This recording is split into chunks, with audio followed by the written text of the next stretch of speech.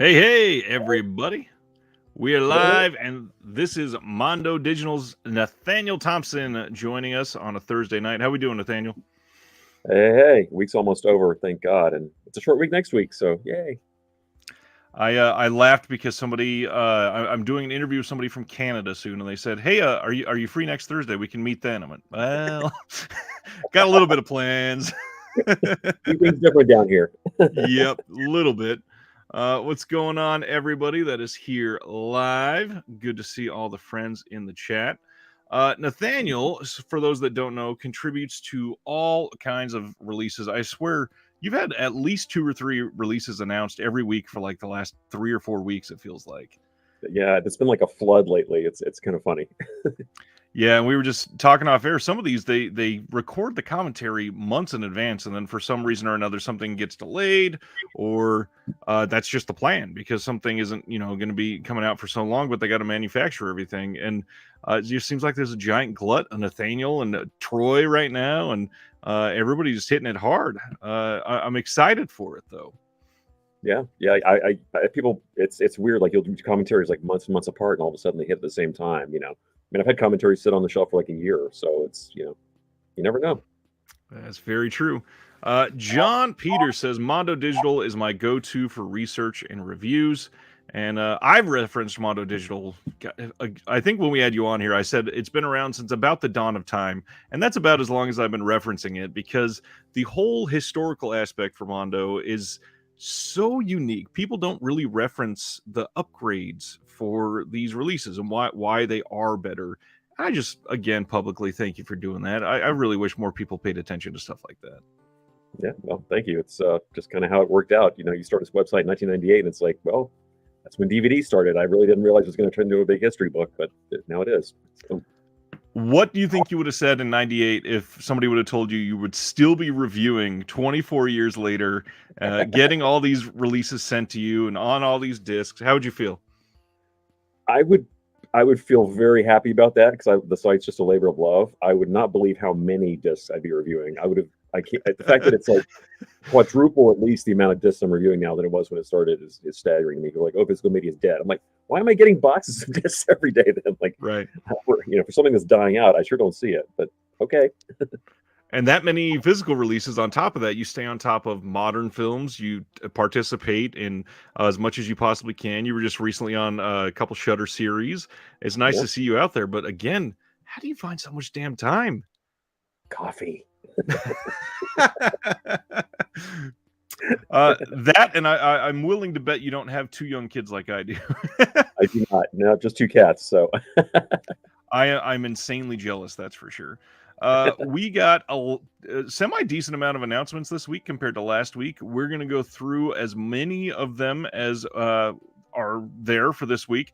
Then we're going to talk about what's coming out next week. But throughout the entire time, if anybody has questions for Nathaniel, any of the releases that he's on, thoughts on films, screenings that he's went to recently, anything like that, by all means, hit it up in the chat. Anything you've watched recently that you want to highlight for everybody that's a big, awesome sticking out point for you? Just in terms of any kind of release at all? Sure, why not? Yeah. Well, I just finally watched Weird, the Yankovic Story, which was a blast. I highly recommend it. I don't know if that will ever get a physical release because it's a Roku production. But yeah, I think it's the first one of those, right?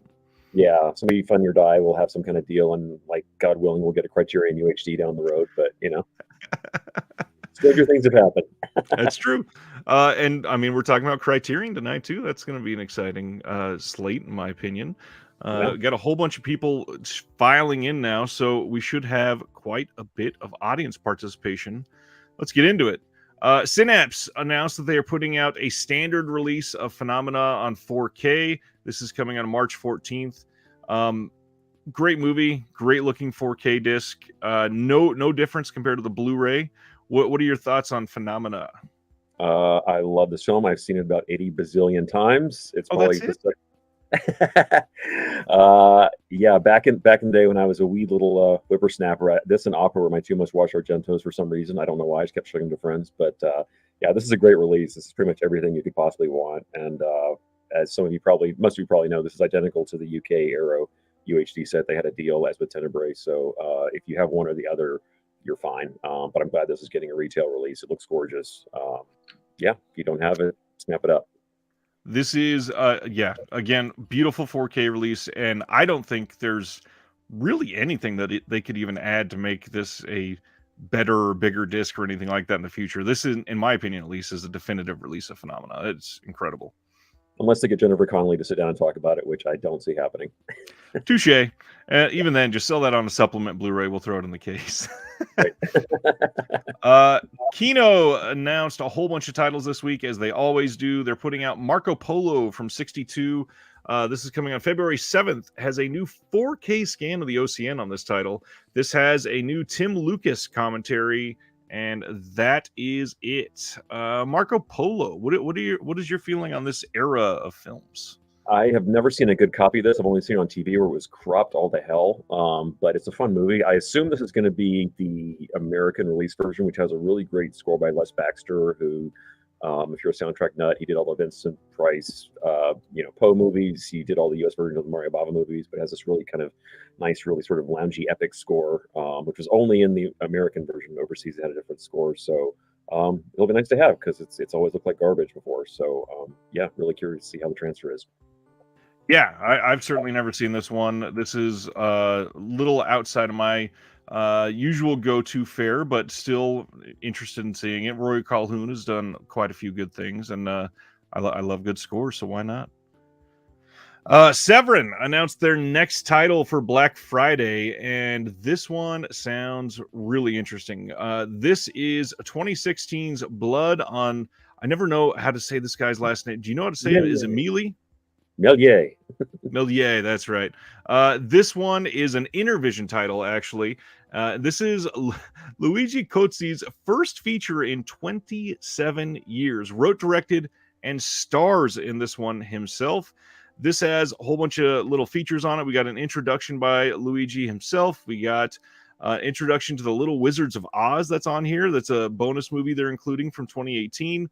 We got a making of both of them, and then a little art piece on the Little Wizards of Oz, and then a trip to Alain Schlacka, founder of La Can Fantastique magazine.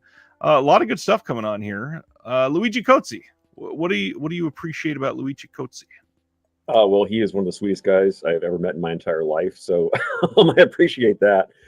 As you can kind of, I don't know if you can tell from the cover art, but he actually runs the Profondo Rosso store, which is in Rome. So if you ever are there, definitely check it out. He's usually in there like in the afternoons, like after around 2 o'clock. But so the first time I got to go in there, I hung out with him for quite a long time. We were jibber jabbering a lot about Italian horror movies and stuff. But he's just a fantastic guy.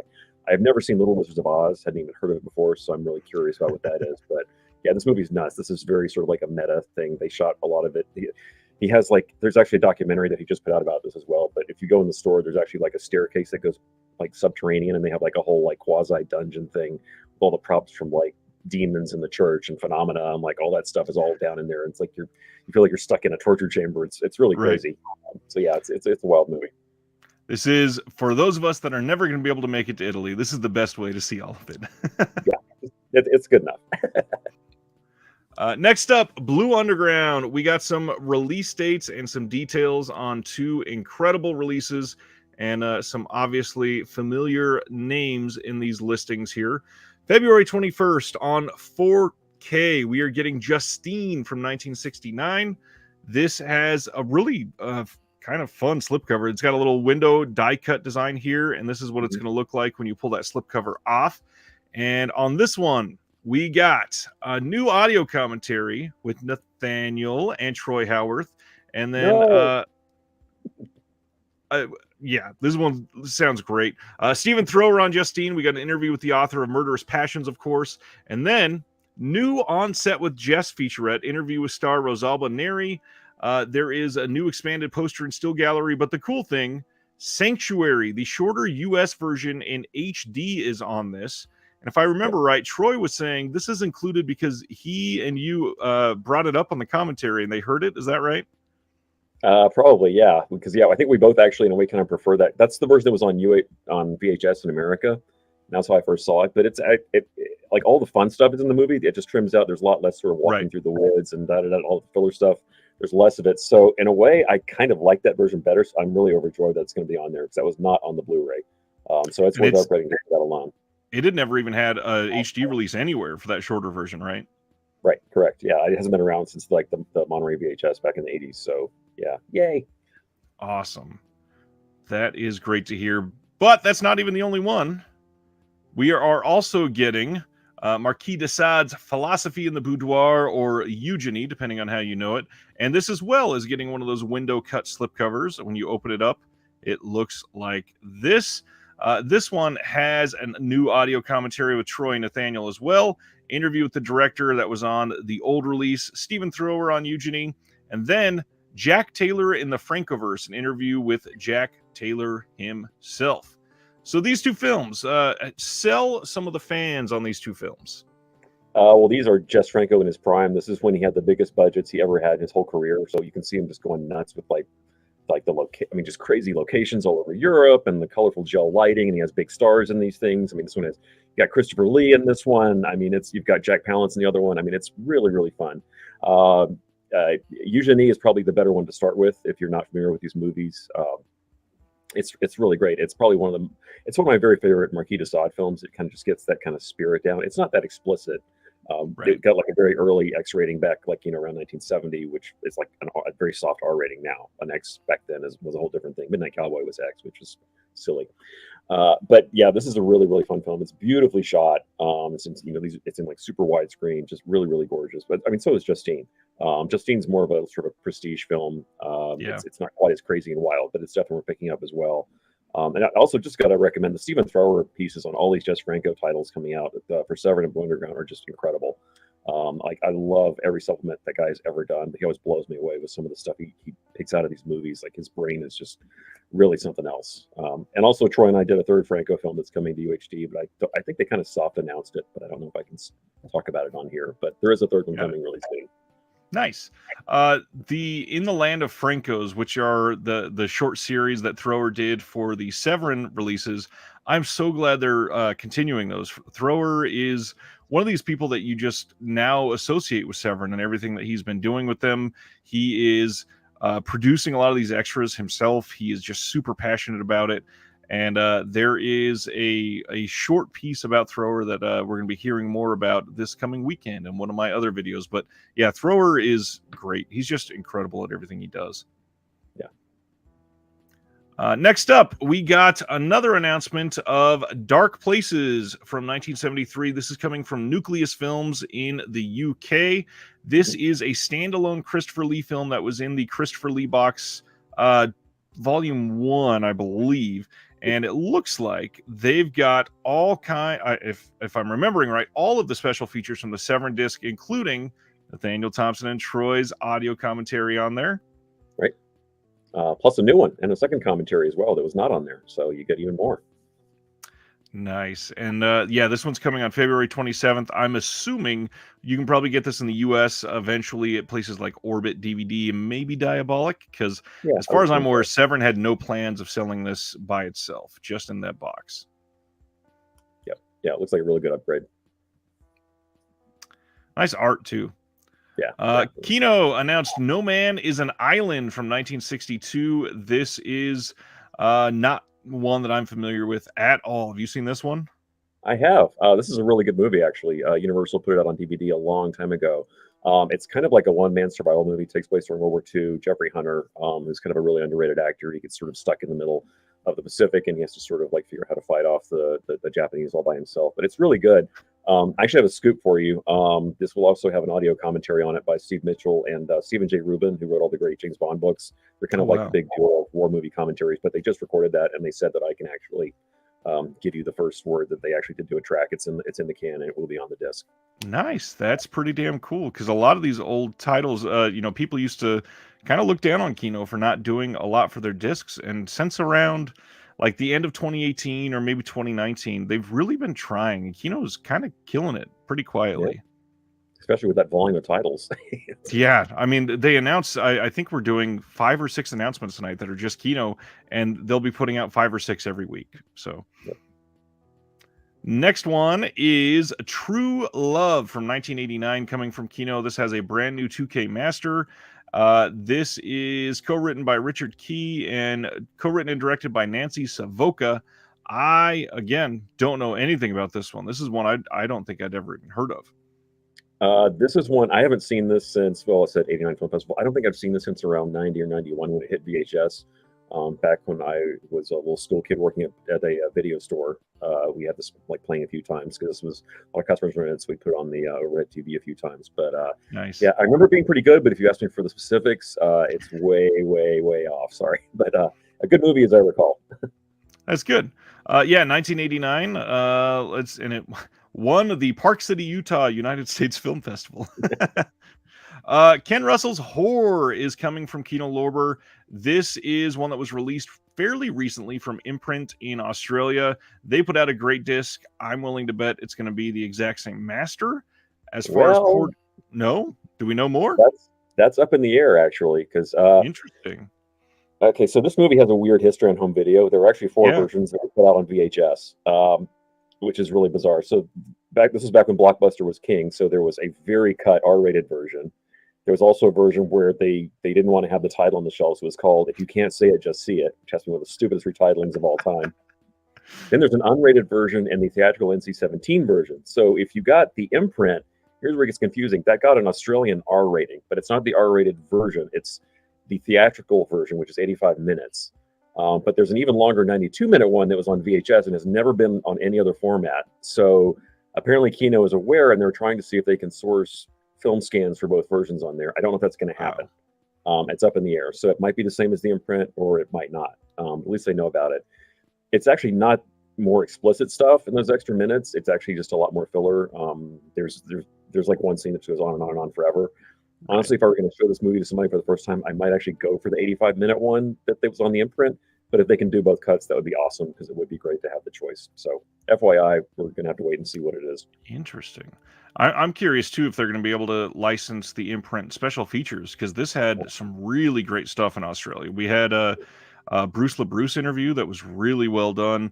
There is a really nice Kat Ellinger essay that's on that disc. And yeah, this thing was, plus we got updated interviews with Teresa Russell and Ginger Lynn. And yeah, this was a really great imprint disc. This is one that shined, but I'm stoked if we can get the longer one here for sure.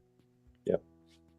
Especially because some of the Paramount stuff has been sort of iffy. Some of them are good. Some of them are kind of not as great. They seem to be older masters. Yeah. If it's not the Warriors, be careful with imprint Paramount titles. That's true. We'll probably talk about this one in detail in just a few minutes. We'll get back to that. Synapse is having a sale over at Diabolic right now. This is going on through November 28th, as well as a bunch of other sales. The Criterion sale will end on November 28th at Barnes & Noble. The Arrow sale at Barnes & Noble is also ending on the 28th. But they got some pretty decent prices over at Diabolic right now. Nathaniel, any really great Synapse recommendations you would throw out for people? God, what would I not recommend? I would say if you haven't, go back on some of their deeper catalog stuff you might have missed, especially some of the Hammer things they put out, like Hands of the Ripper and Twins of Evil. Those are just fantastic discs that are still around. Those are great. Kindred is a really fun one they put out. Massacre at Central High is great. Their Demons release is fantastic. Yeah, I would say pretty much with confidence just about anything they put out. I think more people need to see Curtains and Intruder still, especially Intruder. Intruder is such a unique movie to watch with a 2022 lens. I really am surprised that we still don't have like an updated slasher in a setting like that. Yeah, I am too. Intruder's great. And yeah, huge thumbs up for Curtains. I love Curtains. Curtains is genuinely really creepy. yeah. It's like 2 scenes in particular. It's like 2 of the best slasher scenes ever. Agreed. Another Severin title got announced, and I'm really stoked on this one. 1981's The Devil's Gate. This one is a 2-disc collection, including Mario Bava's final film. So this is a 6-hour-long films based on stories by 19th century horror fantasy author from such directors as Giulio Questi, who did Django Kill, Marcello Aliprandi, who did A Whisper in the Dark, and Giovanni Gagliardo, I'm probably saying all those wrong, who did Street of Mirrors.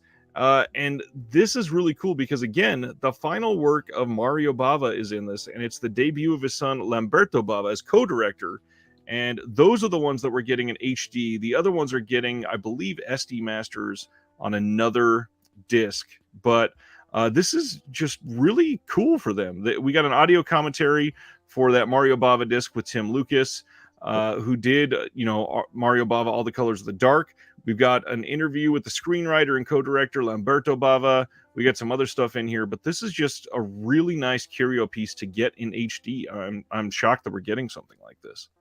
I think a lot of folks are shocked this is actually coming to Blu-ray because it seemed like kind of like very unlikely. But yeah, I've only seen the Mario Bava one. I haven't seen the other parts, so I'm really curious about this one. It's going to be quite an experience. But yeah, I'm really excited they're putting this one out. But yeah, the Bava is great. There's been like a fan subtitle version out there if you were in the gray market, if you really hunted really hard. But yes, it's never had a commercial release here before ever, so it's really exciting.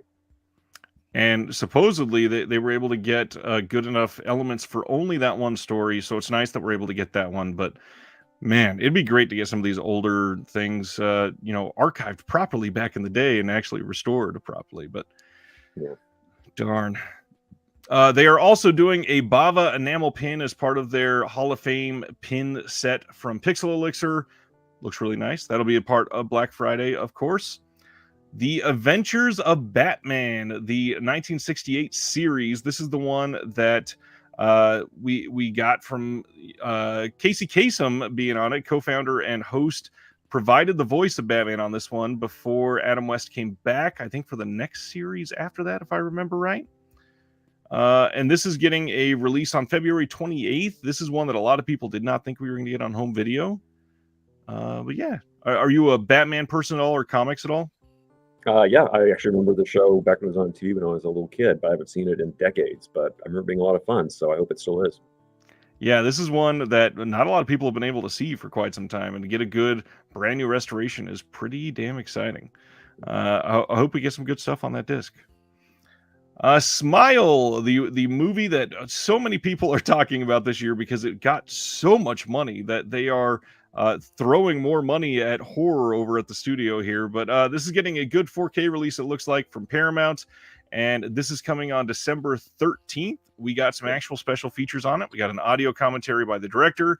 The original short film that inspired it is going to be on it, which is pretty damn cool.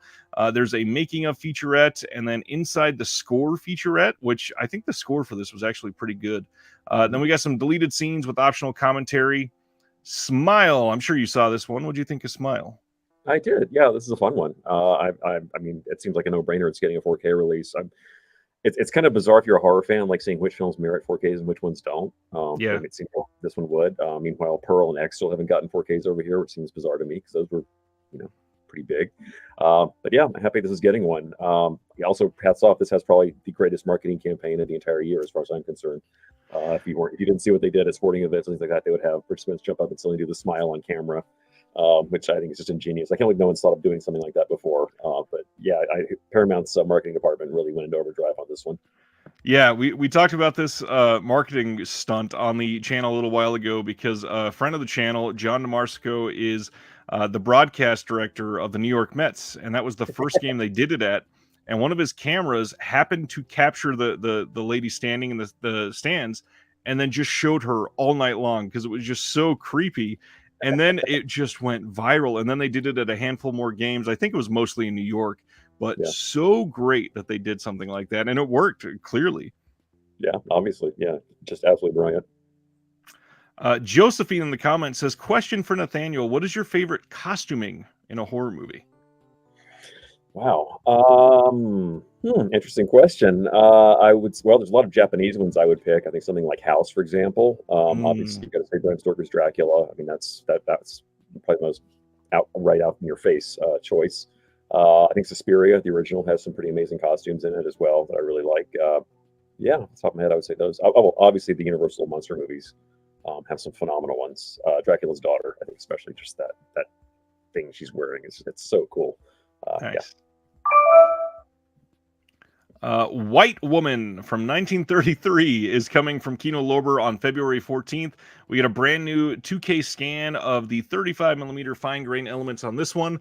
New audio commentary by Alan Arkush and Daniel Creamer on this one. And we got Carol Lombard, Charles Lawton starring in this. And I have not seen it. I am unfortunately very, very blank spot for me for a lot of the 1950-ish films. I've seen a lot of the big ones, but the deep cuts like this, unfortunately, have missed me by. Have you seen White Woman? I have not seen this one, but I am very curious because, yeah, they've been really digging through the Universal vaults. So, yeah, I'm looking forward to seeing this one. It's a new one to me. Yeah, Charles Lawton, obviously great. So, yeah, curious to see this. Another little bit of an old one from Kino. February 7th from 1958, we are getting Raw Wind in Eden. This is one that's supposed to be really great, actually, from what I looked up. This has a 2K scan of the 35mm inner positive, new HD master, new audio commentary on this by David Del Valle and Daniel Creamer as well. Have you seen this one? I have seen this, but I've only seen it super, super cropped. This was a scope one, but American Movie AMC, back when they were American Movie Classics and actually showed, movies, they used to run this back in the day because they had access to the Universal Library. And yeah, I saw this bit. It was like super zoomed in. So it was a lot of fun. It's like very like over the top melodrama. Yeah, it's a good from what I recall. It's kind of like almost a noir film in a way. But yeah, really looking forward to seeing how this one turns out. Nice. Yeah, it's nice to see some of these that have been treated so poorly, not just even on home video before, but on even like broadcast or even some of the times in theaters, they were just not shown properly. So to see something in 2022, a lot of the time we're seeing it better than other people have ever seen some of these releases. Yeah. Next up, we got two coming from Gold Ninja Video, and neither of us have seen either of these, but we spent some time talking about Gold Ninja for a minute before we went live, and yeah, both of us seem to love Gold Ninja. This one is Honeycomb from 2022. This is from Avalon Fast is the name of the director, and this one says, in the mundane hours of early summer, 5 girls sulk in their own boredom, waiting for something. When Willow stumbles upon a seemingly abandoned cabin, she begins fantasizing about the life she and the girls could have there. The leader, Jules, Vicky, and Millie pack their bags and whisper a quick goodbye to the life they knew. They flow through open fields, blissfully entering their new sun-soaked world without a thought about the horrors that lie before them. Really good copy for a film like this. Leaves a lot to be unknown here. We got a commentary track by the writer and director Avalon Fast and the cast. We got Making Movies with Your Friends featurette, an interview with the writer and director Avalon Fast, some bloopers, short film. There's always liner notes when you get the limited from Gold Ninja, and then they usually seem to hide something else. So I would not be surprised if they've got another film up their sleeves, hidden in the menu or something like that. Gold Ninja Video. What have you seen from them that you've really enjoyed? Oh God, yeah, I picked up most of the stuff they've released, and yeah, it's always a lot of fun. They did like one called The Other Side of Gary Graver that was just wild. Yeah, it's crazy. I mean, they grabbed everything they could find that he did that wasn't like, adult stuff. But yeah, they really just like dug through and put some wild stuff on there. And yeah, like you said, when you get to their menu screens, you got to be like really diligent. Just hit every button you can think of because they're really sneaky bastards. They hide stuff all over the place on their discs. Yep. Yeah, you get your money's worth.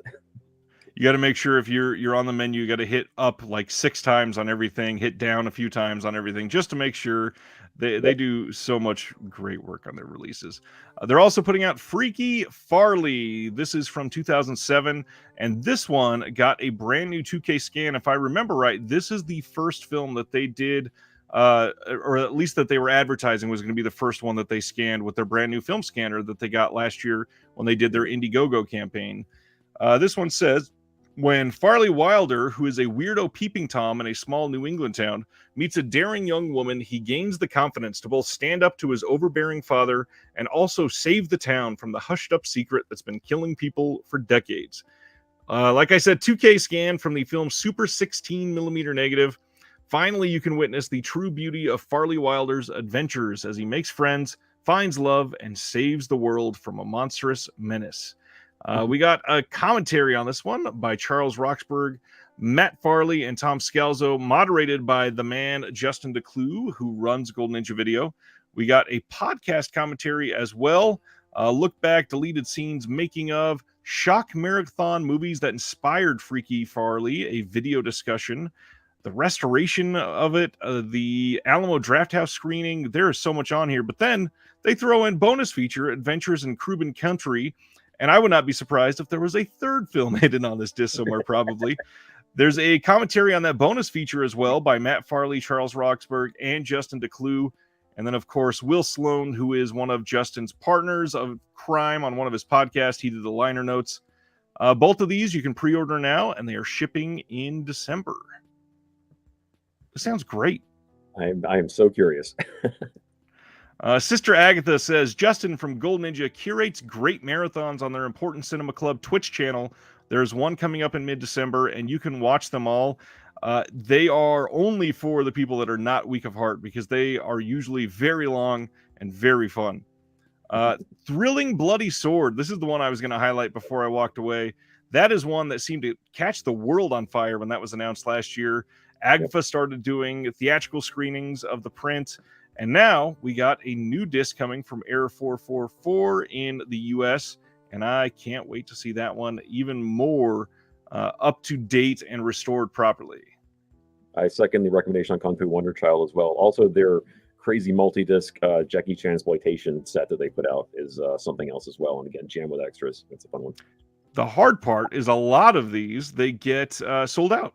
Not necessarily quickly, but a lot of the ones, when you hear recommendations now, they're gone. And Gold Ninja doesn't do a standard edition or anything like that. But they're fun to track down. They're great discs. And if anybody is ever getting rid of them, I would not hesitate to try to snatch them up.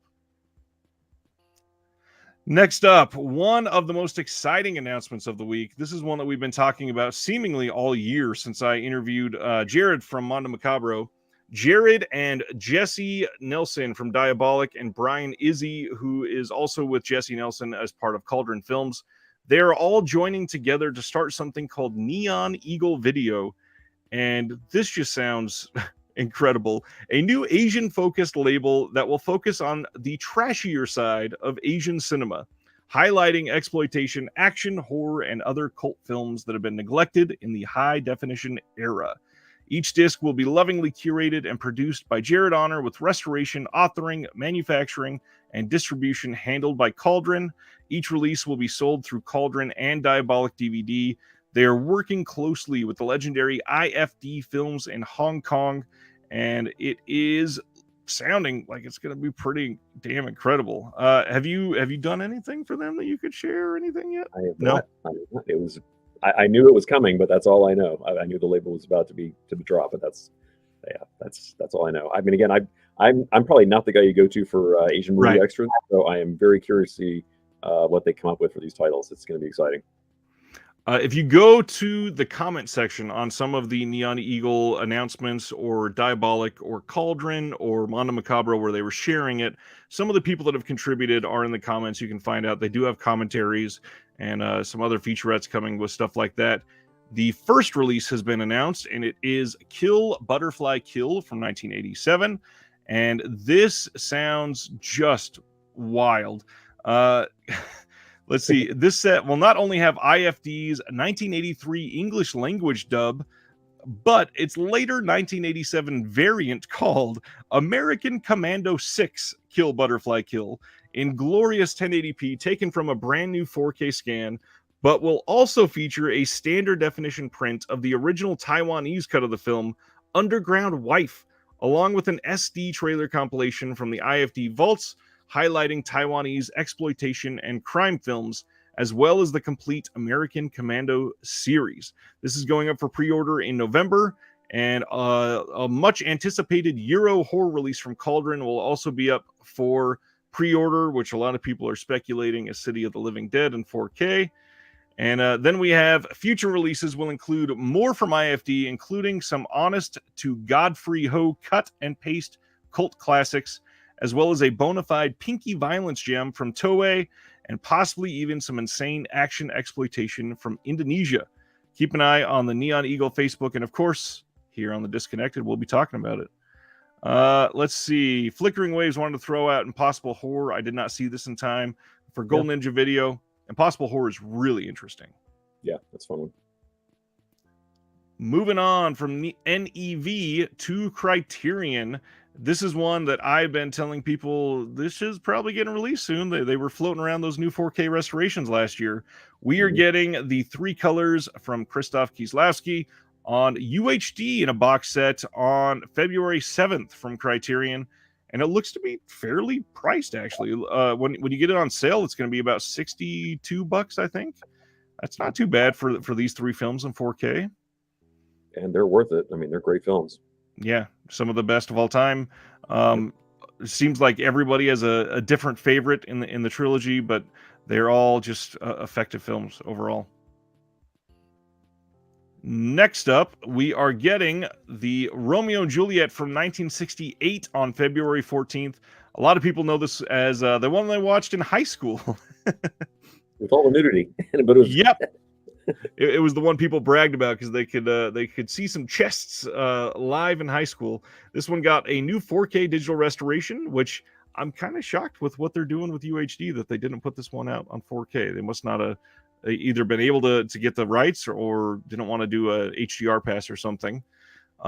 We got an excerpt from the 2018 documentary, the interviews with actors Olivia Hussey and Leonard Whiting from 1967 and 2016, and then an essay. But yeah, this is the one that kind of surprised me that they put this out. I'm sure you've seen this one. What do you think of this one? Oh yeah, this is a great film. God, I can't believe it took this long to hit American Blu-ray. I mean, I got the British Blu-ray like 10 years ago or something. I mean, it's been out in Europe for ages.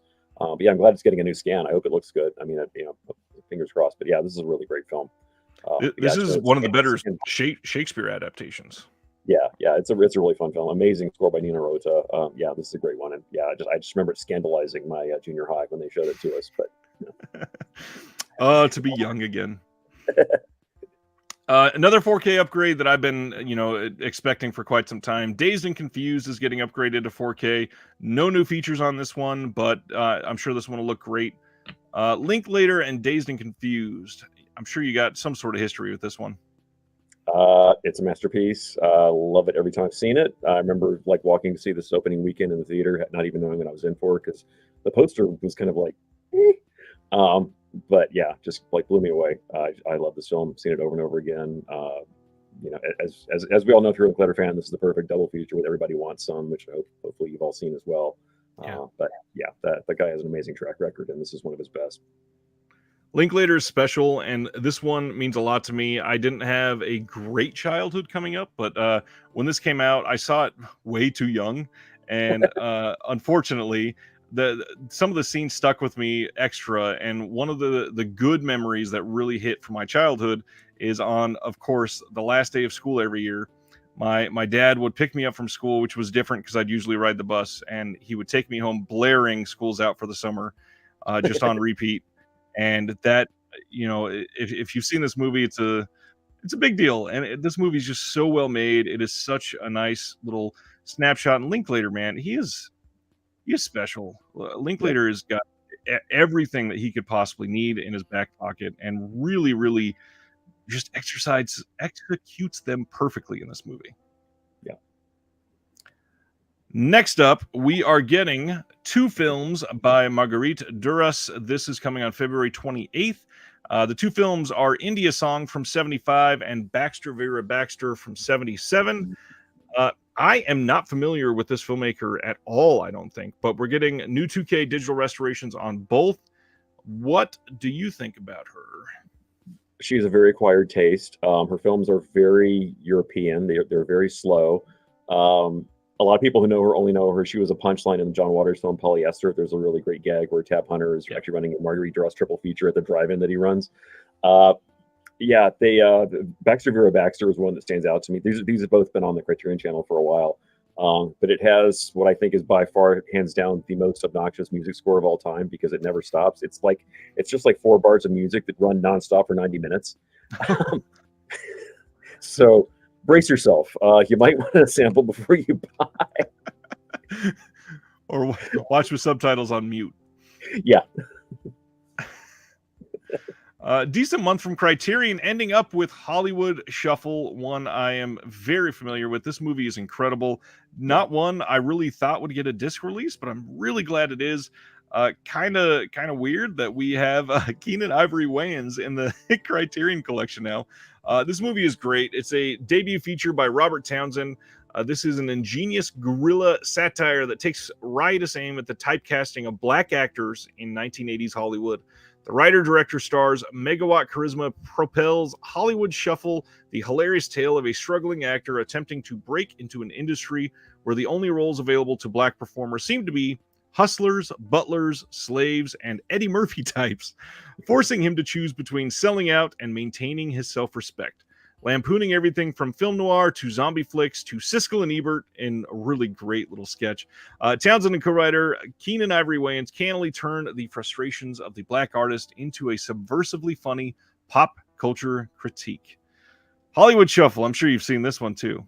Many times. I love this movie to death. One of the most quotable movies, I think, or at least movie comedies, at least from the past like 50 years. It's a great one. There was a very under the radar Blu-ray release from Olive Films back in the day that they didn't put at all, but had no extras at all, which was really annoying at the time because everybody was around. So I'm glad they Criterion finally ponied up and actually got some decent supplements because this one definitely deserves it.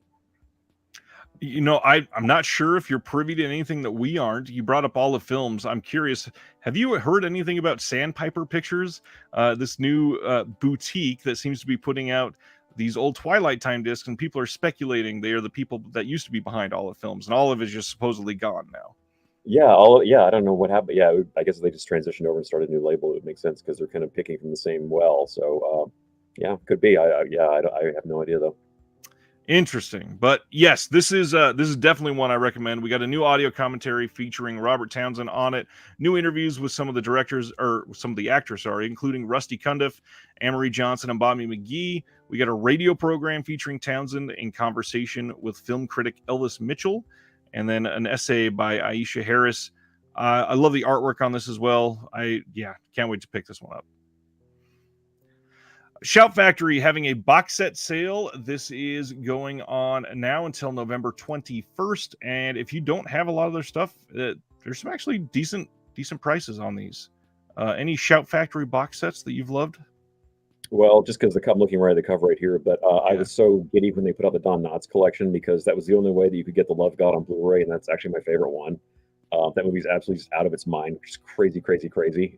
It's so much fun. So, yeah, just for that alone, it's worth it. I would say the Fly set is great. The Omen set that they did is really fantastic. Yeah, there were a ton of new extras on that one. They really went out of their way on that one. It's really great. There's a lot to choose from there. The Omen set is certainly one of my favorites. I'm so glad that they were able to get that set out and to have everything on Blu-ray. It's just nice. That's one of those box sets that every film kind of hits hard if you've grown up watching the series, especially because you sort of grow with them, especially with the ages of Damien in the movies. Yeah, I've always loved The Omen. Next up, another Kino title, The Bride Wore Black from 1968, and we do have reversible artwork on this one, and this is gorgeous. I wish this could be on a poster. I love this artwork. We got an audio Go ahead. I was gonna say, yeah, if you want to buy the original poster, that'll set you back about $600, but you know. Yep. Funny enough, I looked it up, and no thanks. I'm poor, but yeah, it's beautiful looking. We got an audio commentary on here by Julie Kurgo, Stephen C. Smith, and Nick Redman, and this is in French with English subs. And what about this film, Nathaniel? Obviously, we got Francois Truffaut. Yeah. Well, this ties into another title we're going to get to later, but we all kind of knew. Kino had said they had finally picked up the rights. They're doing the whole United Artists Truffaut library, which is great because very few have been on Blu-ray over here. Yeah. We only got this one and Mississippi Mermaid and The Story of Adele H were the only ones that Twilight Time did over here. And what really sucks is all three of those, the Masters MGM gave them, they had burned in big yellow subtitles and they were hideous. So, but they actually I was glad when they announced this, they actually call out that these have optional subtitles. And I was like, thank you, God. So especially those of us projectors don't have to put up with that garbage anymore because they were the ugliest subtitles I've ever seen. So yeah, I'm so appreciative. And this movie is just a ton of fun. If you're a fan of Kill Bill, this one tends to get mentioned a lot because it has kind of a similar like kill list thing where she's out to like kill off the guys who shot her groom at their wedding. So sound familiar? Yeah, it's great. Just a little bit. Yeah, this is one I definitely am going to have to pick up. It looks like a great release, but again, audio commentaries and all that, Kino's just quietly killing it. I've heard of that guy. Yeah, I don't Next know. up, some Eureka announcements. Magnificent Warriors with Michelle Yeoh. This is coming in February on the 20th in the UK, of course. This is one of Michelle Yeoh's most popular titles, and this has some great action sequences in it. This one is a lot of fun. Obviously, we've got a lot of great stuff coming on here, including new feature-length audio commentary by Frank Jang. Just a little tease here. Frank is going to be on the channel in about a month or so, I think. And then Michael Worth is going to be with him on that. A new feature-length audio commentary again by Mike Leader and Arna Venema. New interview with Richard Ang. New interview with Lol Low. And then some archival stuff. This just Eureka killing some of these Asian releases. I love it. Yeah, and these releases all just look incredible. Like considering we grew up watching these really crappy Laserdisc releases that were just like you could barely even see what's happening half the time. Yeah, it's miraculous what they've been doing with these things. And then the second one they announced today is one that might be a little more exciting for me. This is Hideo Gosha's Violent Streets from 1974. And this one, a former Yakuza member, Igawa, is now a brooding, world-weary nightclub owner.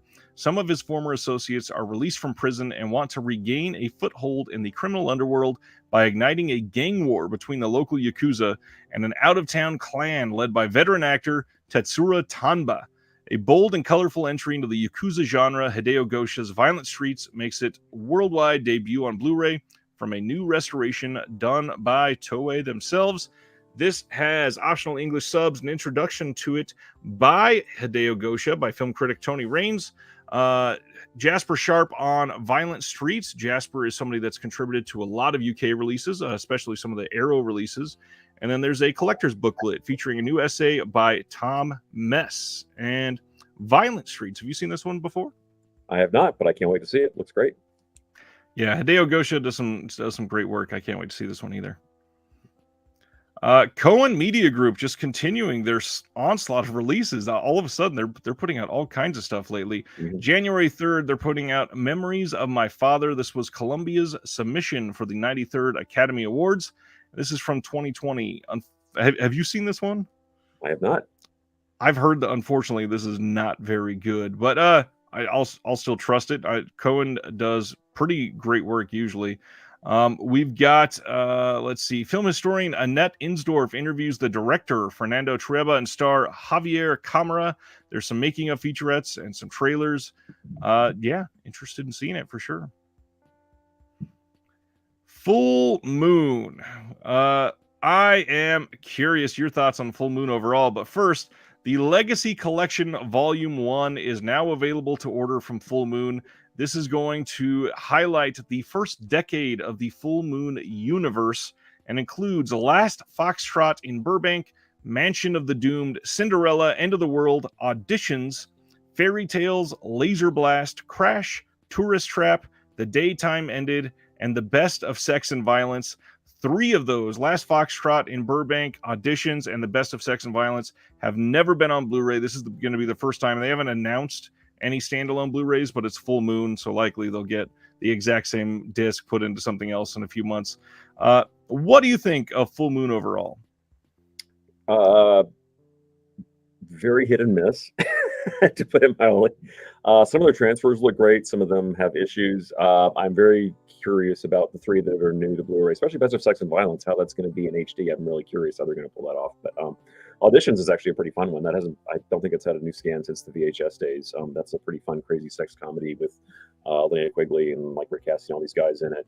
One thing I wish they would stop, though, if you haven't seen their Mansion of the Doomed, it is a gorgeous, gorgeous disc. The problem is what they've started doing is like right when the movie ends, they have this like logo suddenly slam on screen. It'll be like Full Moon number 2, boom. It's like you just killed the whole mood of the end of the movie, guys. Like, why are you doing Yeah. that? If anyone from Full Moon is listening, please stop doing that. I'd really be appreciated. That and all the streaming services. Please just let us see the credits and let us sit with the end of the movie. Yeah, it's like respect the film a little bit. The movie's ending. Like, you kind of keep the mood for a second here. I don't know what exactly is going on with this box set, but this is the picture they're advertising. They've got this random little air pocket in the top of this. It looks like that may be a booklet or something in the top, but the picture's not super clear. Interesting. We'll see, I guess. It's full moon, and Charles Band just kind of does what Charles Band wants. All right, we got a few more left. Let me pull that up now. Bros from 2022, just this year, is getting a really loaded release. This is kind of the reason why I really wanted to highlight this. I missed this one in theater, and I was really sad. First of all, this got announced like in the last 2 days, and this is coming out next Tuesday. I don't know what happened there, but this is the Billy Eichner film that Judd Apatow, I believe, is like the producer on. I don't think he directed it. But we've got deleted scenes. We've got a gag reel. We've got a featurette on how representation matters. There is a behind the scenes that is exclusive to this disc.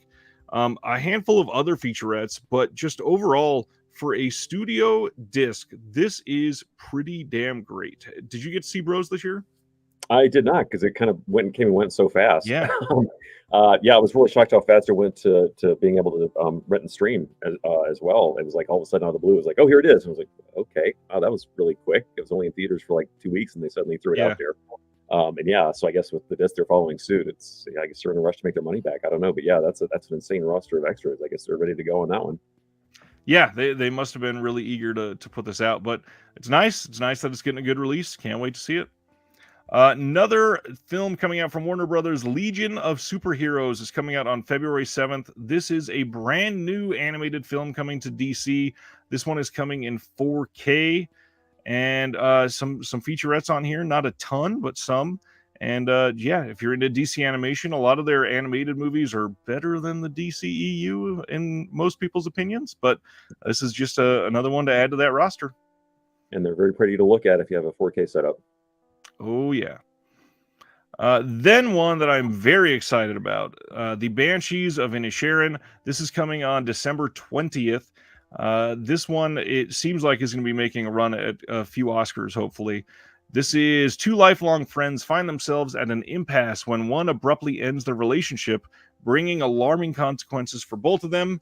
And in this, we got a making of featurette, and then the story of the Banshees of Inisherin, from story inception and reunion of its gifted actors who were also in Bruges. And they go through the Ireland locations that they do there.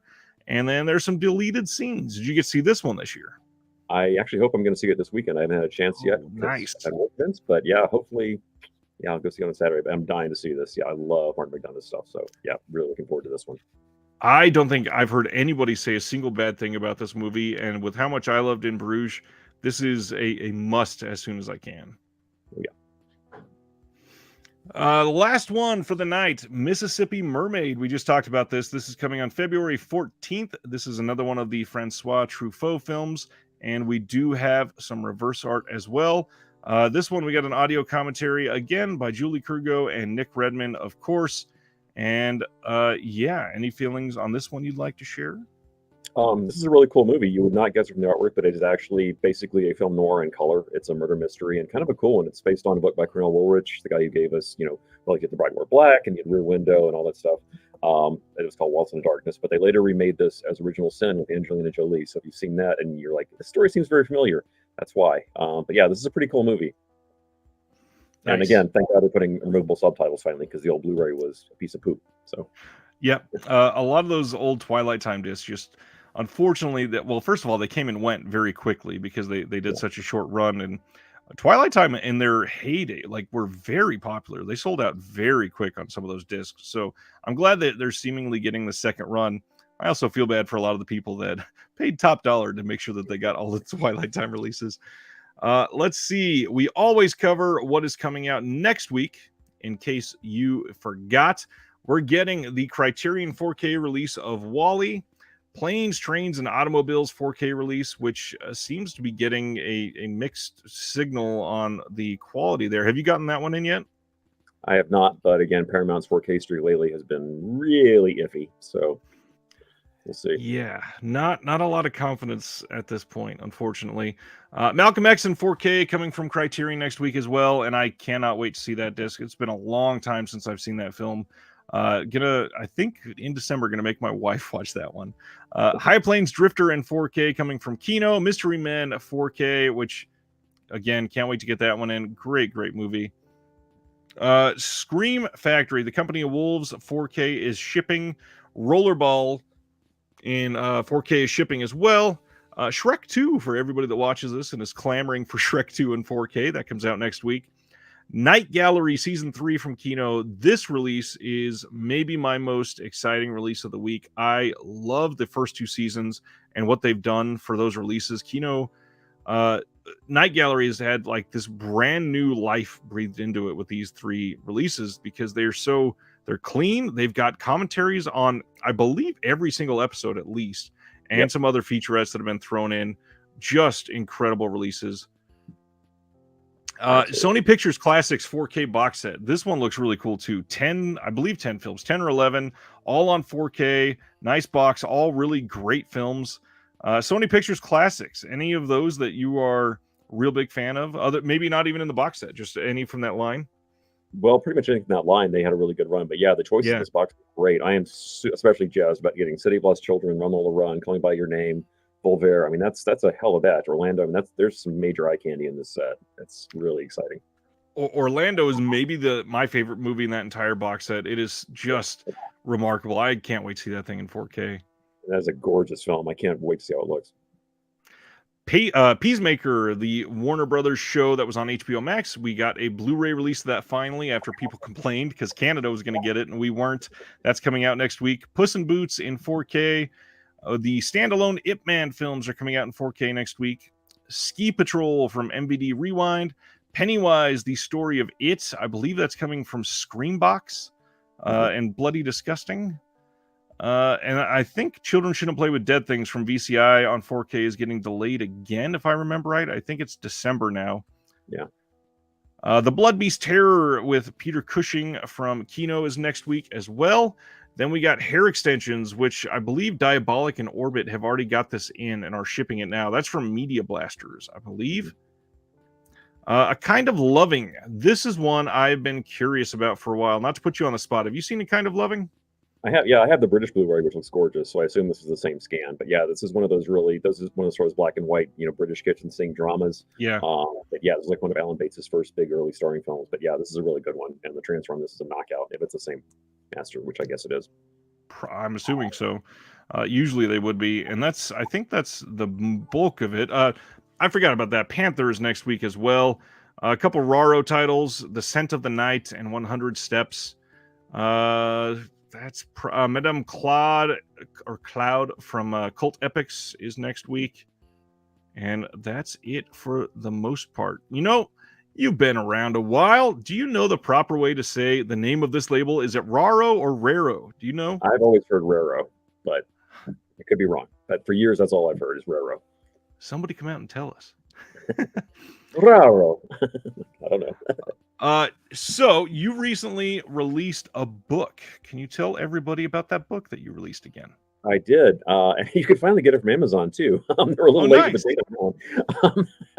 They're supposed to have it in stock by Halloween, but they missed it by a little bit. So a lot of friends ordered it that way. They're like, "Where's my book?" I was like, "I don't know." But you can order directly from Fab Press as well. But it's called the Fright Fest Guide to Vampire Movies. It is the annual series they put out that coincides with Arrow Video's Fright Fest they do in London. So I had a great little kind of book tour thing in the UK where I got to meet a lot of fans and hang out with a lot of folks over there. But yeah, it's a survey of vampire films, including 200 in-depth looks at some of the most fascinating, important, and or just flat out weird vampire movies. But yeah, it was a lot of fun to work on, and I'm glad that this puppy is finally out there. So it's my 5th book, and I'm really, really proud of it. Nice. And the cover looks great. I've got it on my wish list. I'm kind of hinting at my wife that that's the book I want her to buy this year.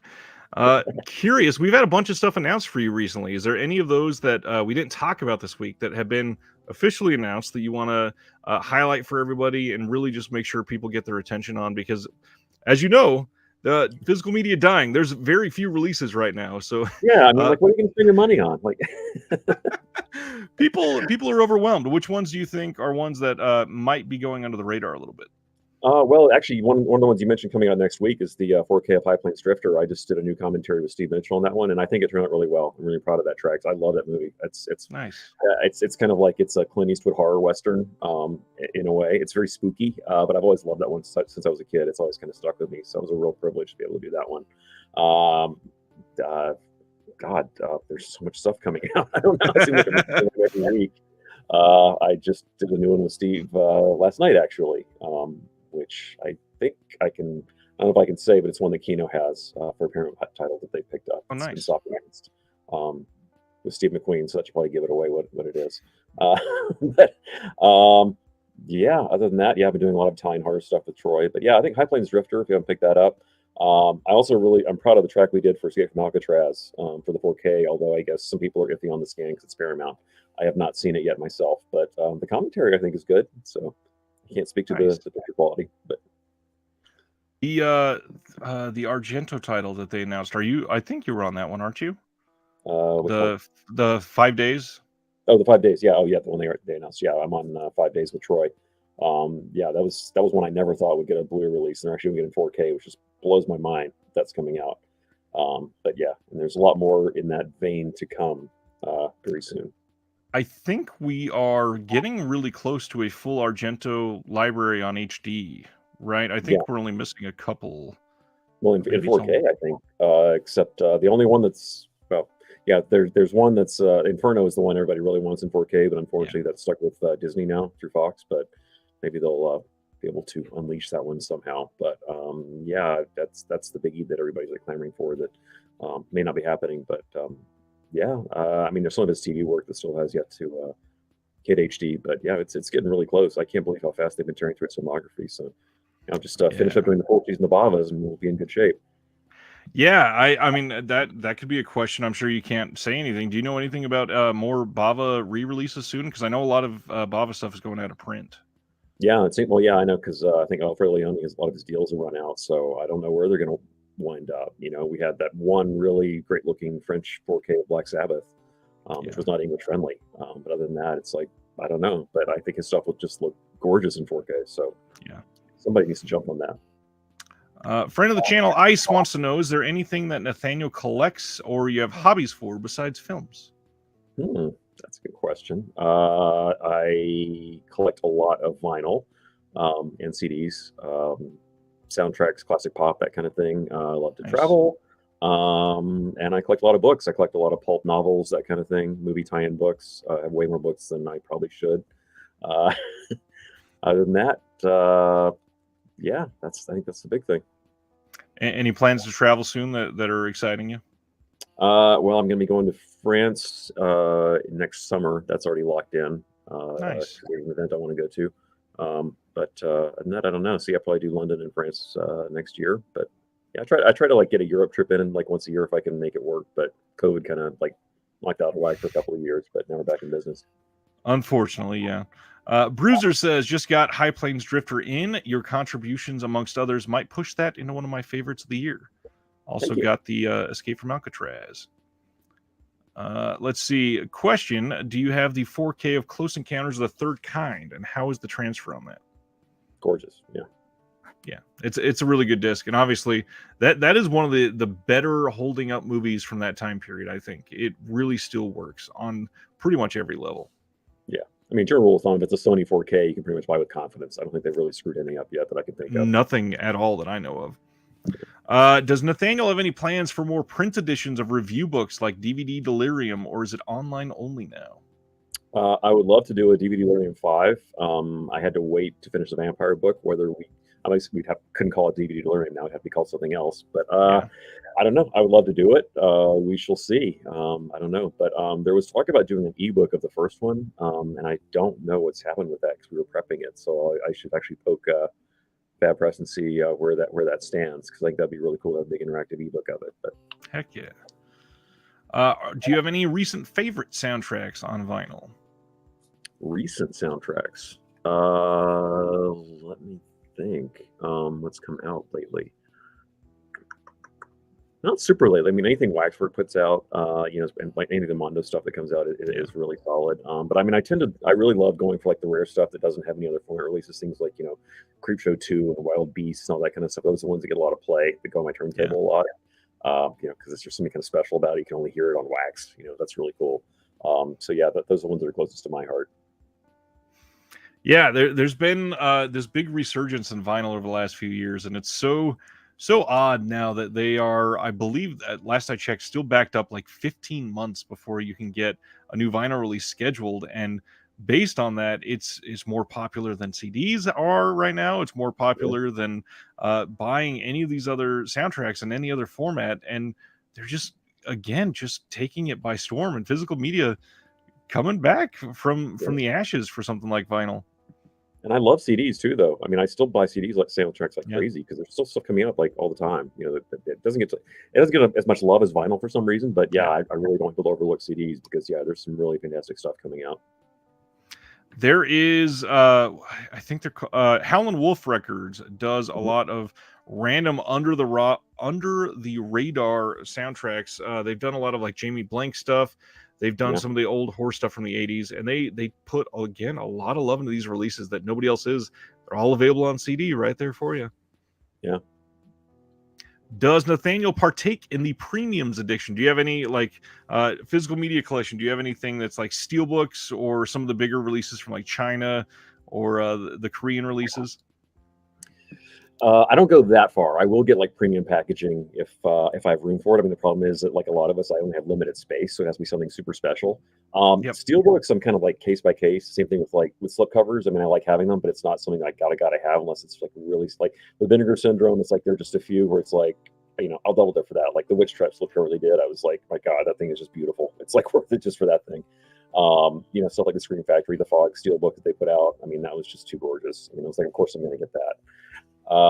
But as far as like the super big box stuff, it's a little tricky. I mean, stuff like some of the ones that Arrow's putting out, it's like, do I need that Robin Hood Prince of Thieves import? It's pretty big. Where am I going to put it? It's like I know I'm going to get it, but it's just like you got to figure out where on your shelf are you going to stick that thing, where you don't run into it in the middle of the night. But so I don't know, maybe I need to build another wing under the house or something. But I do as much as I can. Let's just say. Stan Geezy wants to know, putting you on the spot, what is your favorite vampire film? If you ask me by decade, that's an easier question. I'm probably just gonna go with Near Dark, though. That movie just holds up so well for me. I just love it to pieces. But I mean, it depends on my mood. I love Let the Right One In. I love Kiss of the Vampire for going classic Hammer. There's so many, but my knee-jerk answer is probably Near Dark because it's one that I could just watch over and over again, and it just really just pushes all the buttons for me. I love it so much. I hope we're still getting that 4K release that was supposed to be coming from Studio Canal. I really hope so. We need it badly.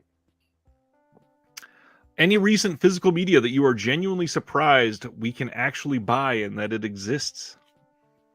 What am I not surprised at? Well, I mean, the Devil's Game Severin just announced. That one kind of just staggers me. And the 5 days, both of those, the fact that those are going to be on disc, that just blows my mind, especially in the United States. I mean, if you told me that like 15 years ago, I've been like, there's no way. That's never going to happen.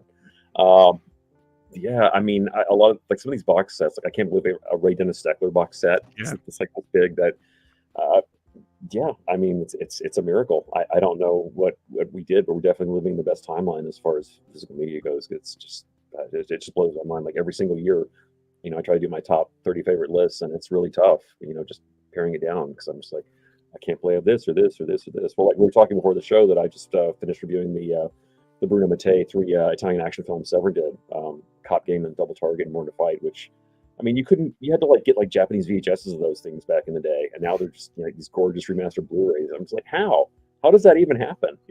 Right. Let's see. Damien and Sardis here both say they have a full run of Video Watchdog. And Damien is asking, how did you come to be involved with Video Watchdog? Well, I was a reader since issue 1, even before that when Tim Lucas was writing, his column before that. But yeah, when he started Video Watchdog, I was ecstatic. I loved it. And then I approached him because when I first moved to LA, I was fresh out of school and I got a job at DreamWorks, and I was handling the screenplays that were coming through because this was back when DreamWorks was starting out. and they were making The Haunting, which at first I was excited about because I was like, oh, it's based on Haunting of Hill House, one of my favorite books. And then I was there the whole process, watching every rewrite come in, and I was like, what are you doing? Like, what? Every rewrite is worse. What is happening? So I kind of got to watch that car wreck unfold in slow motion. So I actually wrote up an article about it for Tim, and I was like, do you want this? Like sort of compare the old Robert Wise film of it and the new one in the book. A little bit about some of the stuff they filmed and got cut out, and sort of the torturous thing. And Tim was like, sure. So that was the first thing I ever published. And then he was like, hey, do you want to write some reviews? And I was like, yeah, I'd love to. So whenever I could, I just would submit reviews for Video Watchdog along with guys like Richard Harlan Smith. I mean, all the giants. So yeah, that was a real honor. Although I think actually, I think the first thing I ever published was I wrote a letter to Video Watchdog, because I noticed on the Laserdisc of Tommy that an entire reel on the Laserdisc had been flipped like the wrong way, and nobody noticed it. And I was like, how come no one's caught this? Like that's kind of big. So yeah, that was my first time I was ever in print. But the first article was the one I did on The Haunting, which I'm still really proud of that one, because that was an angle nobody else had on that movie. So Nice. If you ever saw the the Bond film, you kind of know how that one turned out. But the story behind it is fascinating. Of course. Last one for a minute. What would Nathaniel say would be some excellent habits to maintain to get better writing about film, both critically and historically? And just for the audience that doesn't know, I would look up Spaghetti on Letterboxd. He does some really great film analysis already. And other than writing every day, which is the thing that pretty much everybody will say, is if you want to get better at writing, just keep writing. What are some other things that you would say to actually maintain those habits? I would say just you train yourself not just be a passive viewer. Don't just sort of like sit back and watch it and not think about what you're watching. And it's not hard to do. It's not really work. You just sort of like just think about like, why does this scene work? Like, why is this scene affecting me like this? Just always kind of question what you're looking at, because then it sort of leads you to sort of think, oh well, maybe I should read some more about this scene, or why you start to notice things about like camera angles and like the way people are placed in front of the camera, and like what it says to you, about the left side versus the right side. There's things like that, and the way that color is used. Just kind of pay attention, because you just sort of get in that habit after a while. You don't even really, it's subconscious after a while. But yeah, don't just sort of sit back and just say watch a movie just to be entertained. Obviously you want to be entertained, you don't want to be bored, because the main purpose of the film is to keep you engaged. But yeah, just always sort of have in the back of your head, like, why is this doing this for me? Or why am I attracted to this genre? What is it about it that I'm getting out of it? And that's why nowadays some of these extra features on these discs are some of the better things to actually ingest about the films, because you've got film historians, you've got people that were involved in the making of the film. They can explain certain things that maybe you wouldn't get the context of unless you had heard it from there properly. And there are people that have been studying these for decades, and they can give you that sort of insight. And it's, again, literally like film school on a disc in some of these cases. Yeah, that's why I think it's important to have some people sort of poo-poo film historian commentaries, like, well, it's not the actor or the director, I don't want to hear it. It's like, right. Yeah, but most of the time the actors don't even remember, like, even if it's a fresh movie they just made, like, they just learned their line, showed up, and that was it. Some of them really get into it, right. If they're a producer or whatever, they'll have more to say about it. If you've heard some actor commentaries, it's like, did you really get that much out of it? So yeah, but I think having a lot of these, especially when you have multiple tracks, it's always fun getting these different angles on the films. It's really fun. I loved when Sean Baker was on the channel. He said a lot of directors speak in a way that is not super well versed about their own films. So sometimes it does better to have other people. And that's actually for Red Rocket. That's why he asked Kat Ellinger to do the commentary for it, because he's like, this is all about Italian sex comedy. She can probably speak on it way better than I could. So you talked about ranking your favorite releases of the year for Mondo Digital, and this is the perfect time to go back and talk about this that was just announced this week, that Nathaniel is also a part of the Creator Selection Committee with us. We announced this week that the Disconnected and the Chasing Labels podcast are working together to create the Shelf Shock Rewind 2022 Disc Awards. This is going to be on February 19th of early next year. We're going to do a live award show. We are already working tirelessly behind the scenes. Everybody that is on the Creator Selection Committee have already picked up their releases over the last year, poured through them tirelessly, and given nominations across 25 different categories. And we're going to be starting to announce nominations here soon, because everybody can start to vote on all of these starting on December 15th. And voting will be open for a full month from December 15th to January 15th. The big thing is our creator selection committee will be voting again once we get nominations on, so that we can have a creators picked winner for every category, but also the community can pick a winner for every category. And not only will those nominations be there, but there will also be a write-in option just in case your favorite one wasn't there. And we'll pull a winner for each of those, and each category will have 2 winners that way. And it'll be interesting to compare. You know, what did the community pick was best? What did the selection committee pick as best? And these are the categories so that you can start to study for them. We've got best overall release, obviously. We've got best region A and B release. We've got favorite region A and region B label, which is something that the creator selection committee did not vote on. That's all only going to be for the community. We got best new label. There were a handful of labels that put out their very first release this year. Unfortunately, something like Radiance, they didn't get anything out in 2022, so that's not eligible till next year. Then we've got best annual slate, which will be when you think about all of the titles released by a label, who do you think put out the best slate of titles for the entire year? And I gotta say, it's hard to compete with Kino when they put out 1,412 movies a year. Best box set, best artwork, best packaging design, and best extras package, including best booklet, commentary, interview, visual essay. Those are all pretty self-explanatory ones that I had to go look through a lot of my releases that came out in 2022 and really make some tough cuts. Then we got some genre ones like best martial arts release, best comedy release, animated release, horror release, classic film release. For classic film, we're saying that's before 1940. We've got best audio and video presentation, best home video restoration upgrade from its last release. And then we got some studio catalog releases that we're going to highlight as well, because they deserve some as well, especially Sony, I would say. So that's the Shelf Shock Rewind Awards. Just wanted to throw that out there so everybody could talk about it and get prepared, because first of all, I'm stoked that you wanted to be involved. I'm very stoked to be involved as well. It was actually really fun putting together like the form that you sent out with all the nominees. It was a little stroll down memory lane for the past year. It was like, God, what a year this was. It really was. To me, it felt like there weren't as many. I don't know. Maybe there weren't as many like shining stars this year that really hit for everything. But I feel like we got a lot more this year in terms of quantity, and not necessarily that quantity is better than quality, but it's still just a super strong year. Yeah, it really was. I mean, just on catalog terms alone, it was just pretty nuts. Just the breadth of it. Yeah, it was really something. I honestly would even go out there and say that this might have been the best studio catalog release for me, release year for me in probably at least a few years, because things like Fright Night 4K, that 4K looked ridiculously good.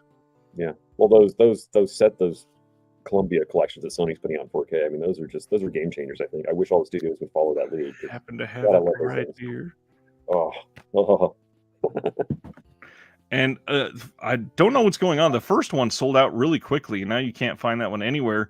I think the second one, I don't know if it's still available, but it was available for a long time. I would not be surprised if they started to go out of print very quickly. Yeah, probably so. Yeah, I think they increased the print run on the second one because I think they were a little shocked at how fast the first one went. It was like...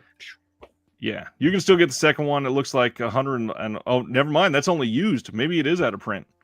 Really? Oops. Oh, wow. Yeah, when the third one came, when they did that and the Sony Classics one got announced, I looked it up and it was still around, but yeah, maybe it's going now. That Sony Pictures Classics, I really hope they do another box set for that, because Sony Pictures Classics is one of the most prolific, one of the most really hit for hit best studio runs in a long time for any of these lines. You could probably name 3 different top 10 lists from Sony Pictures Classics and not get arguments on any of them because they're all that good. Yep.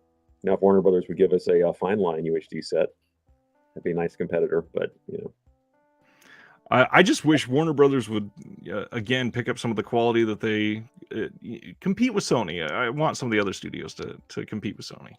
Yeah. Flickering says, going through the year's purchases slowly, but favorites may still come from the gut. There's a lot here for sure. Let's see. Stan Geezy says Tim Lucas is a treasure. Talking about Video Watchdog still. Yes, he is. Any other questions for Nathaniel before we give him his night back? Lots of good stuff coming out soon. More stuff getting announced soon. I'll think of one right now. I think you're on that first release from Treasured Films, correct? Yes, I am. Yeah. That label sounds really exciting. Anything you want to tell us about that release? Yeah, so they are putting out a UK edition of The Last Hunter, the Antonio Margheriti Vietnam exploitation classic, which was a blast. I got to do a track with Troy and Eugenio Orcolani, and we had a great time watching it through the magic of Zoom, since we're all in very, very different geographic locations. I think he wins the prize for the furthest distance for a commentary I've done. Yeah, I've been really going on with this release. As you know, the American release was pretty threadbare, but yeah, they're really going to town with this one. I'm glad they're showing it some love, because that movie is just really insane. I've loved that one since the VHS days. Yeah, Graham, who is the gentleman behind Treasured Films, seems to really be giving this first one all that he can possibly throw into it, and it looks like it's going to be a great release. I hope it does very well for him. Seeing a new label jump into it like that is scary, because it's risky, but for something like that, when you can feel somebody's passion like that, I hope that these collectors grab onto it, because it again just looks incredible. Yeah, it should be a winner. And Eugenio was on the channel fairly recently, and that guy, I posted the video, and my wife walked by as I was editing it, and she talked to me for like just a second, looked down and went, "Damn, he's hot."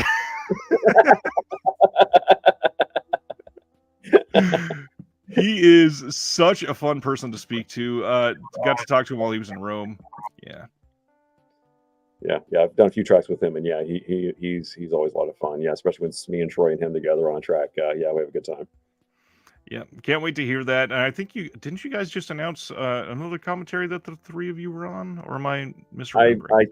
I think they did announce that we did. I think they already announced that we did one for Tentacles for the UK release of that one. Yes. Yeah, that one was quite fun. If you've seen the film, you know it is quite a daffy movie. Just for the wardrobe choices alone, you want to see Shelley Winters running around in a little sailor hat.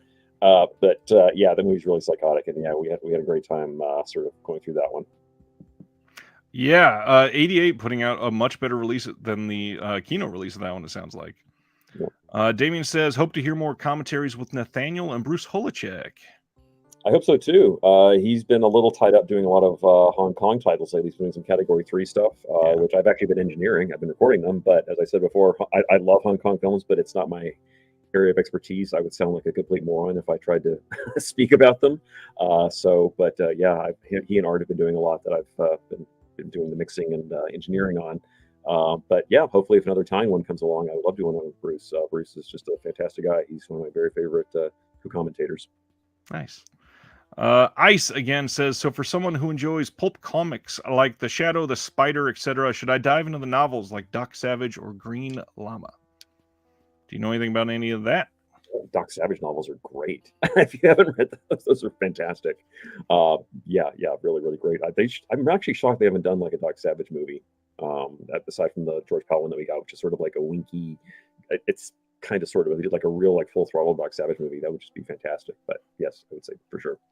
I don't know why it just jumped into my head. I would love to see the old Dick Tracy in 4K. That movie would look incredible. Oh my God, can you imagine? Heck yeah. I think anything Victoria's Raro shot should be in 4K. Just by default, but yeah, that thing would just be blinding in 4K. Flickering Waves. If you were given the assignment of taking a deep dive on a specific country or region, is there one that you would pick? Well, it depends on the genre. I think if you're into horror, obviously Italy is one that you should definitely be well versed in, because I mean it's just it's a tidal wave. But I mean French cinema is just like a treasure chest that you never can get to the bottom of. I mean there's so much. I love German films. I mean Japanese films, Hong Kong. It depends. I mean you kind of just follow your own compass. Like just try a little bit of everything, whatever you like. I want to see more of that. It's like your heart kind of tells you which way to go. But yeah, Italy's the one that I really got into first as a kid. They were kind of like my gateway into like everything else. So yeah, that'll be my answer, but your mileage may vary. And thankfully, with all these boutiques, you can kind of do that nowadays. There's so much coming from every country. You can give yourself literally your own film festival, line something up, do a couple days worth of research, and get a full-blown, whether it's chronological, whether it's auteur related, whether it is a full-blown genre deep dive. There are so many different ways nowadays that you can just educate yourself on something entirely based on physical media releases. Yeah. I mean, if you just look at those Criterion Martin Scorsese boxes they're putting out, where it's like, I mean, they're hitting like every country on the globe pretty much, and it's like, whoa, where are you pulling this from? Yeah, I don't think there's a country that's not represented at some point on Blu-ray by this point. It's a good call. Ice says, is there anything that you watch every single year? Personally, I watch Tokyo Godfathers on Christmas every year. Good choice. Not association I would make, but sure. That works. An annual watch. That's a good question, actually. It is a good question. Not on purpose, but for some reason every year I seem to watch The Beyond, and I don't know, because it's usually there's a friend who hasn't seen it, or like I wind up having to go see a concert where Fritzy does it live or whatever. But Lucia Police The Beyond is one that I see almost like clockwork on an annual basis. Yeah, that's the one. It's almost always in the fall. I don't know why that is.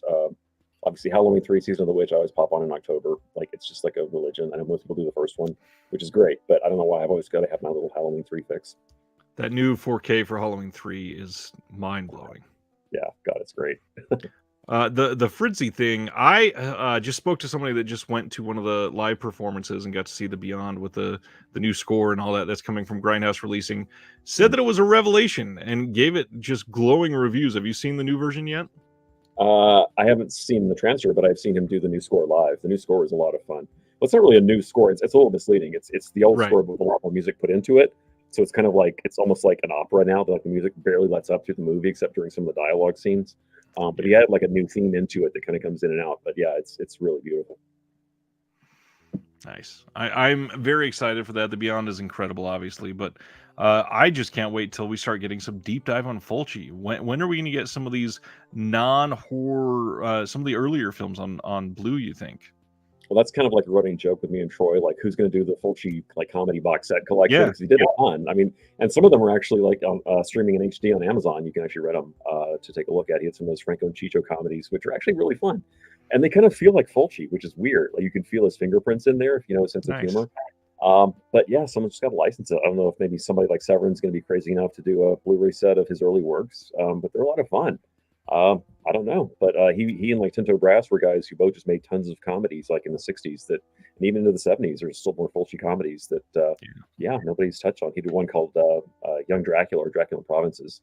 It's just wacko, but I really hope somebody puts it out on Blu-ray here someday, because I think people's jaws will just drop when they see it. But who knows? I'd love to see it, and with more and more love going to people like Franco, I just hope more people are willing to take a chance on some of these titles once they see that they're actually interested in some of the deep dives. Yeah, I really hope so. I mean, there's still so much stuff we haven't gotten yet. So now people are saying, "Oh, the labels are going to run out of stuff to put out." I'm like, not even close. Like, there's like decades left of work. I mean, if you could keep pouring through the stuff, we haven't even come close to tapping it out yet. Well, we just talked about foreign countries. There's still foreign countries that haven't even begun to scratch the surface, really. Oh yeah, it's crazy. Korean. It's November.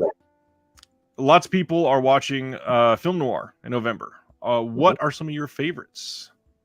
My favorites? Yes. Oh my God. Are we talking like classic film noir, like pre-1960s? Translate how you would like. Because if we're including neo noir, that gets a little trickier. I mean, I love The Killing. That's one that I watch religiously. I love that one. Leave It to Happen, I think, is a masterpiece. Oh God, there's so many. Anything that John Alton shot, pretty much. I mean, like I just watched the 3D Eye of the Jury the other day, which was just mind blowing. But anything he shot, pretty much, that's a noir. You can't go wrong. God, there's tons. This Gun for Hire. There's lots. And you want to go to the neo noir? I mean, Last Seduction is one of my very favorites. I love that one to pieces. Wild Things I would consider a neo noir as well, which is just an absolute blast. So, just off the top of my head, I'm probably forgetting some major ones that I love. But yeah, we all do that. Any other questions for Nathaniel? Again, sir, thank you for your time tonight. This has been pretty damn incredible to have you be a part of it. And again, just thanks for all the releases. There's so much that you've been on lately, and the amount of commentaries, it is mind-boggling to hear how some of you guys, have jobs plus commentaries plus reviewing discs for Mondo Digital every 14 minutes. It's wild. Yeah, it is. Well, I'm glad I actually saw most of the movies we talked about. So It was a good week for it.